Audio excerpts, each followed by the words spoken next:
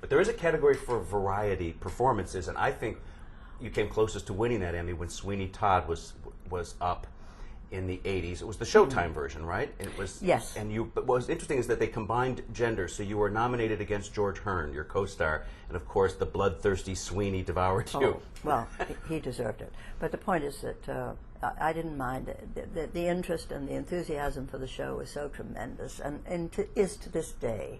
And it thrills me to know that young people today are watching that tape of Sweeney Todd as we shot it in Los Angeles, incidentally. Wow. We shot that at the Music Center in Los Angeles. At 9 o'clock in the morning, we were doing the show at night. We nearly killed ourselves doing it. You know, how we managed to keep our voices, I'll never know. Singing at 9 and singing at 8 o'clock that night, you know. But it was very well shot, show. And so it really preserved a great, arguably the greatest American musical. There would some people I would say think that. so. And to have been associated with that, I mean, I consider that is such an honor, really. I'm so glad and so proud that I got to do it when I did. Johnny Depp's doing it now with Yes. Helena Bonham Carter. What do you think of that? They'll reinterpret it, I imagine, a bit. Oh, undoubtedly they will. Everybody brings something of their own to these roles, and they're great, great roles. And there's room for everyone in that piece. And you know, I wish them well. I'll be very interested to see it. Frankly, I can't imagine Helena Bonham Carter doing Mrs. Lovett the way you defined her. She's not that. You wait and see. I Really? think this young woman is very, very capable of doing something very interesting. Yeah, because she's English. You know, she comes from that genre of she knows London. She knows the East End. She knows that whole kind of thing. I think you'll be surprised. I hope to be able to say that it's going to be good. It won't be our version, but it'll be hers, you know. You've been nominated for the Oscar several times. You were nominated for, that's good, of course, Manchurian Candidate, for Gaslight, for Picture of Dorian Gray. Any memories of attending those Oscar functions? Well, yes, you know, just the bit of disappointment. Those days we weren't dressed by the local, by the international house, you know, gown people, and we sort of had to find our own clothes, and we went, and the studio helped sometimes. It was a whole different thing, you know. Nowadays it's a race to see who can come up with the most outstanding gown, and not to have somebody walk in with the same dress. And that happens quite a lot, as you know. But it seems to be more about the dresses now than it does about the awards, doesn't it? I'd like to say one thing. One of the great moments on the Tonys, going back to the Tonys, is remembering B. Arthur and I reprising Bosom Buddies. Oh, wow. From that, Maine. Wow. That, I'll never forget that. I'll never forget the response of the audience to that. And it was the most lovely reprise of a wonderful time in the theatre for me as Mame, with B playing Vera.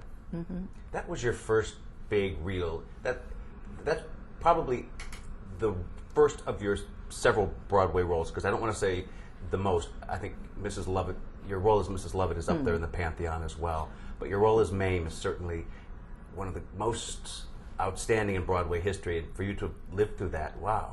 Well, it was the introduction, shall we say, of me to the Broadway musical theatre, big time.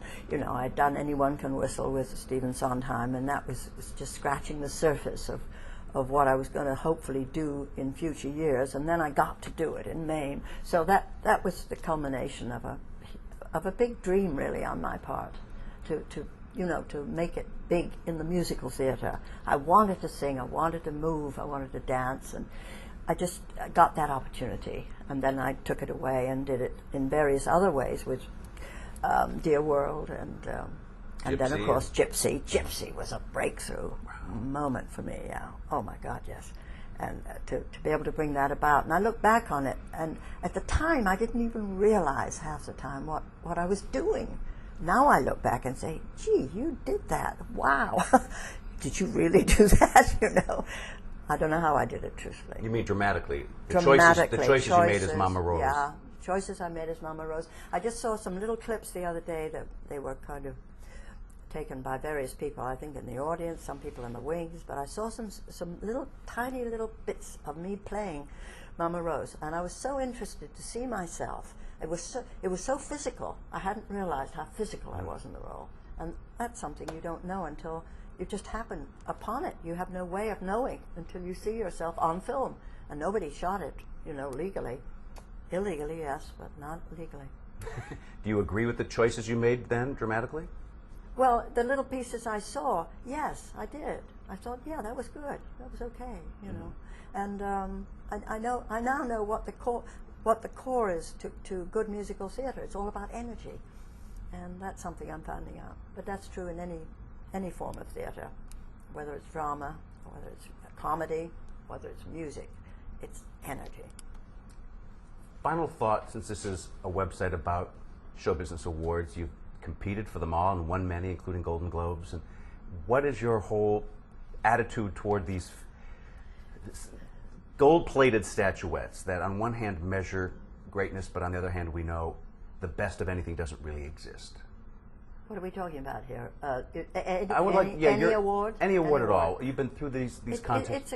As they say in the parlance, it's a crapshoot, truthfully. It really, really is. Because, we have no way of gauging who is the better performance. Those 5 nominees all deserve that statuette.